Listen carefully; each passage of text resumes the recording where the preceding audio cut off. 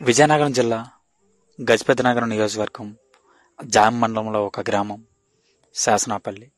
ఊరు చుట్టూ నీళ్లు ఉండడం ఈ ఊరు చేసుకున్న పాపం. ఈ ఊరి మీద నుండి వేరే ఊరికి పోవడానికి రోడ్డు మార్గం లేకపోవడం ఈ ఊరికి ఉన్న శాపం. ఎందుకంటే ఆ ఉన్న ఒక్క రోడ్డు మార్గం కూడా వర్షాకాలంలో నీరుతో నిండిపోతుంది. వర్షాకాలం వస్తే చాలు ఆ గంగమ్మ ఈ ఊరిని 4 వైపులా మూసేసి ఈ ప్రజల్ని ఎటు పోనివ్వకుండా చేస్తుంది.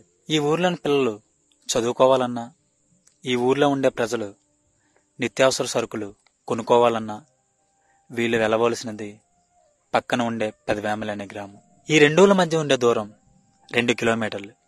కానీ ఆ 2 కిలోమీటర్లు చేరుకోవాలంటే మధ్యలో ఉండే 200 మీటర్ల గడ్డ దాటాలి. ఈ ఊరు పుట్టినప్పటి నుండి ఈ ఊరి ప్రజలు ఆ 200 మీటర్ల గడ్డపై వంతెన కట్టమని రాజకీయ నాయకుల్ని అడుగుతూనే ఉన్నారు.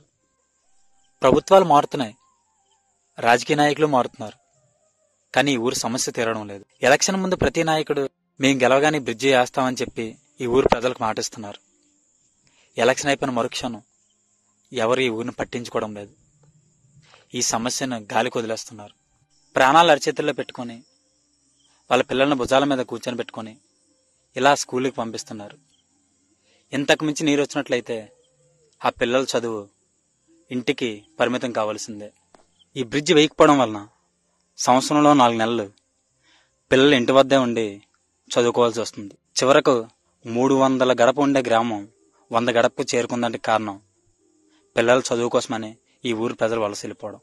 బయట ఊర్లకి కూలి పనికి కూడా పోయడానికి ఆస్కారం లేక ఇంటి పట్టునే ఉండవలసిన పరిస్థితి వస్తుంది. ఖాళీ అవుతున్న ఊరికి ఊరట రావాలన్నా, ఊరి నుండి వలస వెళ్ళిన వాళ్ళు తిరిగి ఊరికి రావాలన్నా ఈ బ్రిడ్జి పడాల్సిందే.